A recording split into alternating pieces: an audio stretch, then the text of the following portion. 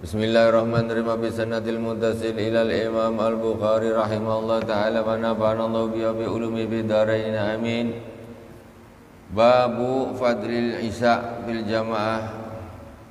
Babu nani fama fawqaha jama'atun. Bab menerangkan dua orang atau lebih itu disebut dengan salat berjamaah, disebut dengan jamaah. Wa bihi qala hadatsana Musaddad qala hadatsana Yazid bin Zurai'in qala hadatsana Khalid an Abi Kilabah an Malik bin al-Khuwairith an Nabi sallallahu alaihi wa alihi wasallam qala idza hadaratis salatu fa'udzina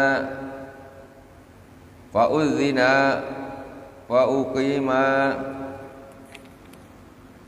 summa la ya'umannakuma akbarukuma.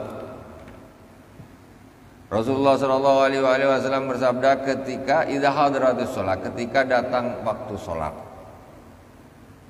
maka kami diazankan wa uqimna dan diiqamatkan.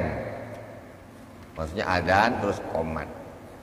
Summa la ummakuma akbarukuma. Summa ummakuma akbarukuma. Kemudian hendaklah mengimami kalian berdua orang yang paling tua. Mengimami kalian berdua orang kan. Pokoknya ada dua orang, siapa jadi imam? Yang tua yang imam. Nah, yang tua yang imam. Ini maksudnya di sini dua orang, ya. Cuma liya ummakuma akbarukuma. Jadi ada dua orang. Azan, qomat, terus antara dua kalian yang tua siapa? Imam, kata Rasulullah SAW. Maksudnya dua orang ini sudah disebut dengan jamaah. Sudah jamaah. Babu manjalas fil masjid antadzuru salat wa fadil masajid. Bab menerangkan orang yang duduk di masjid menunggu salat dan keutamaan masjid-masjid. Wa bi ilaikal hadatsana Abdullah bin Maslamah an Malikin an Abi Zinad anil A'raji an Abi Hurairah radhiyallahu ta'ala anhu anna Rasulullah sallallahu alaihi wasallam qala al malaikatu tusalli ala ahadikum madama fi musallahu ma lam yuhdits. Allahumma ighfir lahu, Allahumma arhamhu, la yazalu ahadukum fi salatin ma damatis salatu tahbisuhu, la yamna'uhu ay yanqaliba ila ahli illa salah. Sesungguhnya Rasulullah sallallahu alaihi wasallam bersabda, malaikat qala Rasulullah bersabda, al malaikatu tusalli ala ahadikum ma dama fi musallahu. Para malaikat mendoakan salah satu di antara kalian selagi dia di musallanya, maksudnya di tempat sholatnya. Nah, selagi dia di tempat sholatnya, malaikat ini doakan terus. Kalau dah keluar pergi kedai kopi, tak lagi lah. Pokoknya ini duduk terus dekat tempat musallanya, tempat dia sholat nih. Maghrib dia duduk. Kayak kita gini nih duduk nih di musola kita. Maka malaikat mendoakan dia, selalu saja mendoakan dia.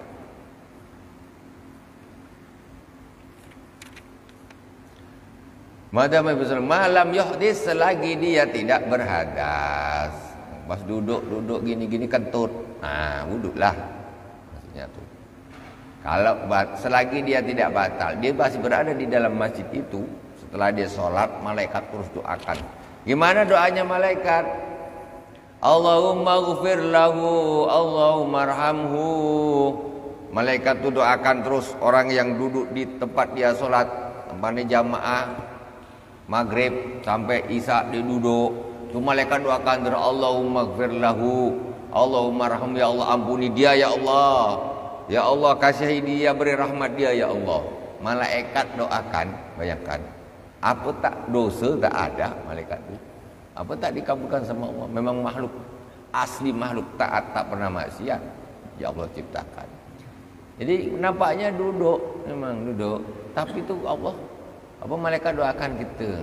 Kalau kita ni orang banyak dosa, malaikat yang doakan kita. Bayangkan. Jadi senantiasalah memperbanyak doa malaikat dengan selalu duduk di tempat kita sholat di masjid-masjid kita.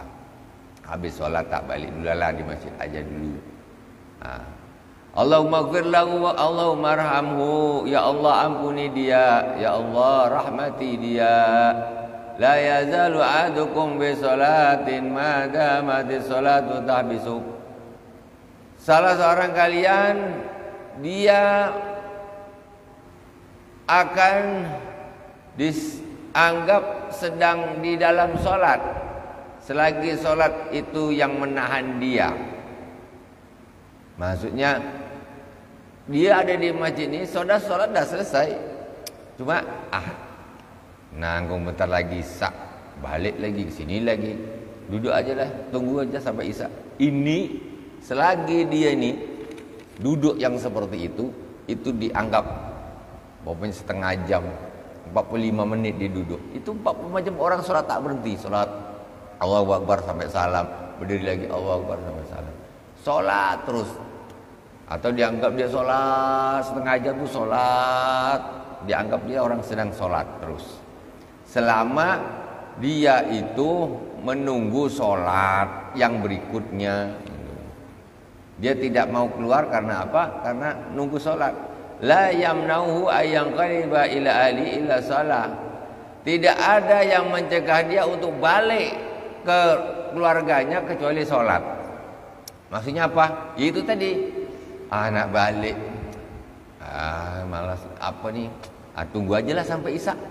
Tidak ada alasan kecuali pas ada kawan dia di masjid, berbincang ngobrol. Niat dia nak sebetulnya dia nak balik, jumpa kawan pula pas di masjid. Dekat pojok sana lah dia berbual entah apa sampai isya. Lain. Ini memang apa kata balik? Aku nunggu isya sekali. Orang yang seperti ini nih, ini dianggap dia sedang sholat tak berhenti-berhenti sampai isya. Nah itu. Jadi alasannya kenapa tak balik? Saya nunggu isya. Yang paling mantapnya apa? Habis isya tak balik. Ngapa? Nunggu subuh. Itu iktikaf dia sampai subuh. Itu bagaimana? Sholat satu malam full. Sholat dianggap sholat satu malam full. Makanya itu diantaranya apa? Ya iktikaf aja, iktikaf di situ.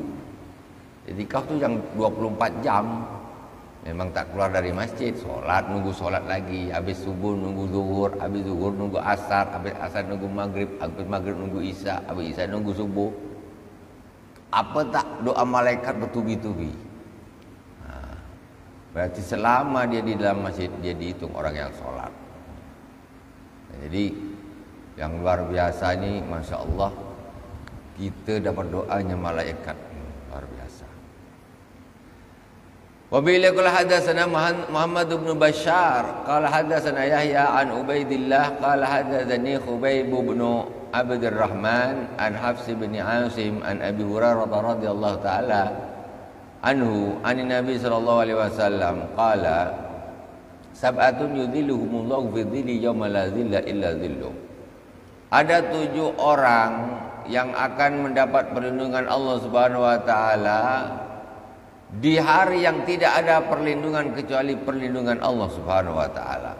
Berarti di hari kiamat tak ada yang punya perlindungan kecuali Allah Subhanahu wa taala. Cuma ada orang 7 kata Rasulullah yang dapat perlindungan nanti di akhirat nanti itu. Karena tidak ada yang bisa melindungi kecuali Allah, tapi ada 7 orang. Siapa yang pertama? Al-Imamul Adil. Yang nomor 1 pemimpin yang adil. Pemimpin tak zalim, pemimpin amanah, pemimpin tak ngaruh, tidak semenang-menang.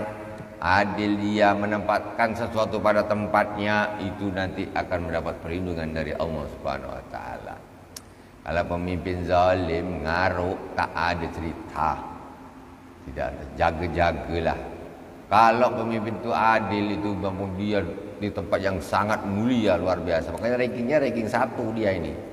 Ranking 1. Iya kalau adil, kalau tak adil terbalik 180 derajat. Ya. Dia akan dihinakan oleh Allah Subhanahu wa taala di akhirat. Makanya hati-hati jadi pemimpin, berebut Merebutnya pakai dosa, udah jadi bikin dosa, mati bawa dosa. Apa tak hancur-hancuran. Ya? Nak jadi bikin dosa, dah jadi nambah dosa, mati bawa dosa. Apa tak di akhirat masuk neraka jadi. Nauzubillah summa nauzubillah. Jadi para pemimpin-pemimpin awal-awal dulu mereka takut untuk mengemban amanah, bukan malah bahagia, euforia, pesta pora, menang jadi, tak gitu. Takut. Sayyidina Umar bin Khattab takut dia ketika dipilih jadi khalifah. Aduh, takut katanya, saya takut nanti ketika ada anak sapi mati di ujung sungai Furat, saya dimintai pertanggungjawaban oleh Allah Subhanahu wa taala. Apa tak ngeri? Anak sapi mati, Sayyidina Umar takut. Aku ditanya, "Kenapa anak sapi itu mati, Umar?" "Kenapa?" "Ini manusia mati apa sebab macam mana nih? Kezaliman di mana-mana pun. Kayak apa ini? Kalau kira-kira tak sanggup menerima apa ini cerita, siksa, menerima ancaman, tak usah jadi pemimpin, ngerilah. Tapi kalau kita terpaksa, ya sudah, harus jadi orang yang amanah. Mestinya takut jadi pemimpin itu, bukan bahagia. Mestinya takut. Takut dalam arti takut tidak bisa mengemban amanah. Jadi pemimpin tapi tambah jauh dari Allah Subhanahu wa taala. Makanya jadi imam, jadi pemimpin harus adil. Maka dia akan mendapatkan perlindungan di akhirat nanti ketika orang lain tidak dapat perlindungan. Ya Allah. Nah, kalau pemimpin dah hadir, rakyat makmur sejahtera. Buktinya mana? Buktinya di zaman Sayyidina Umar bin Abdul Aziz. Sayyidina Umar bin Abdul Aziz dikatakan gandum di zaman Sayyidina Umar bin Abdul Aziz itu besar-besar bijinya. Gandumnya itu bijinya besar-besar. Pengaruh dari kesolehan, keadilan pemimpinnya. Dan di zaman Sayyidina Umar bin Abdul Aziz itu serigala tak mau makan kambing. Karena serigala itu segan lihat pemimpin yang adil. Sayyidina Umar bin Abdul Aziz adil orangnya, soleh. Jadi gembala kambing di zaman Sayyidina Umar bin Abdul Aziz tenang-tenang aja, selu aja. Jadi kambing dengan serigala main bareng. Dia tak ada ketakan rekamnya, tahu dia baik. Kenapa? Kesolehan seorang pemimpin, keadilan seorang pemimpin itu akan memberkahi sampai kemana-mana ke rakyatnya, sampai ke hewan piaraan pun itu memberkahi, sampai ke tumbuh-tumbuhan. Jadi biji gandum bisa besar-besar, serigala tak mau makan kambing. Itu betul. Jadi pada suatu hari gembala kambing pada waktu itu sedang santai-santai lah, namanya serigala tak makan, santai lah sampai tidur-tidur.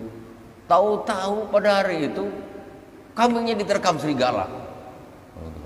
Begitu dia nengok, tuwif ya Amirul Mukminin Sayyidina Umar bin Abdul Aziz. Kata penguasa tadi, Amirul Mukminin Sayyidina Umar bin Abdul Aziz wafat. Katanya. Kenapa gitu? Kalau dia belum wafat, serigala ini tidak akan makan kambingku. Betul, ternyata pada hari itu Sayyidina Umar bin Abdul Aziz wafat.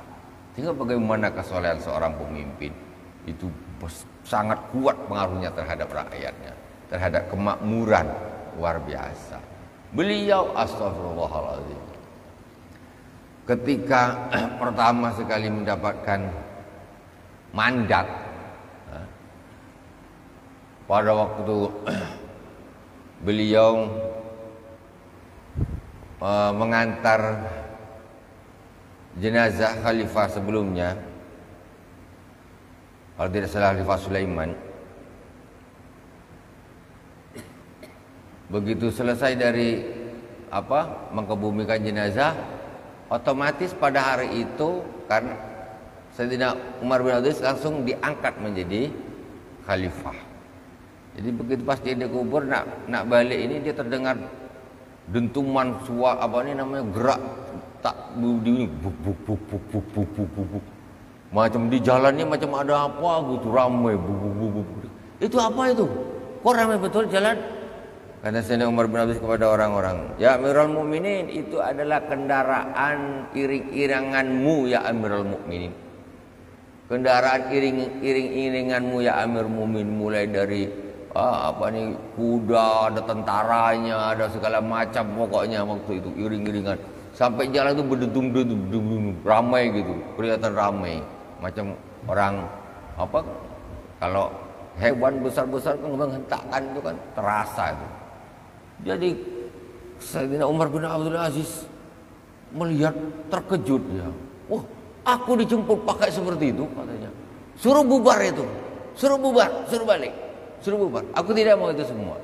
Mana bigholku katanya. Bighol itu hewan antara keledai dengan kuda, lebih kecil daripada kuda, lebih mudah daripada keledai. Bigholku mana? Jadi diiringin pakai apa nih? Dijemput pakai kendaraan kemegahan gitu. Apa tak Amirul Mukminin, diiring, dijaga pengawal apa sekemana tentara ramai. Saya nomor balik. Aku balik. Dia tidak mau diiring seperti itu. Kata bigholku mana? Mana bigholku mana? Diambilkanlah. Ada hewan bighol namanya lebih besar daripada keledai, lebih kecil daripada. Dia naik bighol itu keletak. Akhirnya dia naik itu, iring-iringannya disuruh balik. Begitu tawaduknya luar biasa. Enggak cinta dunia ya. Kenapa orang kok bisa cinta rakus itu? Pemimpin kok rakus, cinta dunia. Orang kalau udah cinta dunia rakus nomor satu. Kedua menghalalkan segala cara, nggak peduli halal, haram, subat, hembat semuanya. Seperti itu, ngeri. Makanya pendidikan, kesolehan itu penting. Paham agama itu penting. Iman itu penting bagi seorang pemimpin. Nah, kalau dia sudah, katakan satu sajalah. Pemimpin tidak mau makan haram, itu sajalah katakan. Oke. Kalau udah gitu, selesai. Korupsi, tak boleh, haram. Ngambil orang, tak boleh, haram, ini haram. Sudah selesai. Dia tidak zalimi orang. Satu komitmen itu saja. Nah, kalau udah tak perlu halal, haram, subat, habislah. Habis, duit rakyat pun habis. Tambang-tambang habis. Timah apa, nikel apa, segala macam, emas, perak apa. Wih, kaya luar biasa pun Indonesia, rakyat tetap melarat jadinya. Jadi perlu keadilan seorang pemimpin itu sangat dibutuhkan, kesolehan seorang pemimpin itu sangat dibutuhkan. Kalau seorang pemimpin itu betul-betul adil, maka dia akan menjadi orang pertama di akhirat, akan mendapat perlindungan dari Allah Subhanahu wa taala. Yang kedua, wasabun nasafi ibadati rabbi. Yang kedua, anak muda yang tumbuh membesar di dalam beribadah kepada Allah Subhanahu wa taala. Ini apa benar? Siapa pemuda yang tumbuh membesar? Bukan tumbuh membesar mereman, main sana, main sini, main HP, main mana. Mulai di usia kecil, remaja sampai besar. Apa namanya, menyanya orangnya, tak tahu kemana apa dibikin dia, tak jelas. Tapi anak muda yang dia mulai dari kecil, dia tumbuh sampai dia remaja, sampai dia dewasa, ibadah, rajin ibadah, di rumah tangganya dijaga ibadahnya. Setelah itu di pesantren, dia tumbuh membesar ibadah, tiap hari ngaji, tiap hari belajar, tiap hari sholat terus, sholat malam, sampai dia belajar sampai besar, sampai 17-18 tahun mondok. Itu namanya wasabun nasafi ibadah. Anak muda yang dia terjaga agamanya, terjaga ibadah, tumbuh dengan ibadah atas konsekuensi orang tuanya. Kalau tak gitu orang tuanya, ya diantarkan ke pesantren, dididik oleh para ustadz, para ustazahnya. Terus dia tumbuh membesar. Ini anak-anak seperti ini, anak muda seperti ini, dia akan mendapat perlindungan dari Allah Subhanahu wa taala. Nomor 2. Nomor 3. Wa rajulun qalbuhu mu'allaqun fil masajid. Dan orang yang hatinya bergantung di masjid.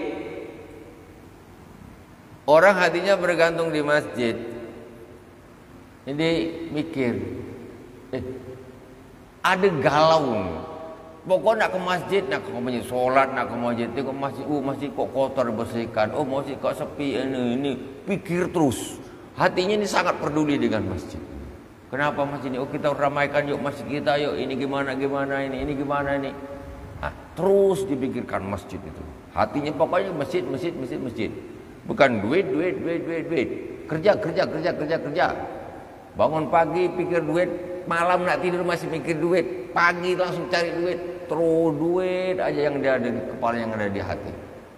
Tidak, tapi di masjid. Pikiran dia itu saja.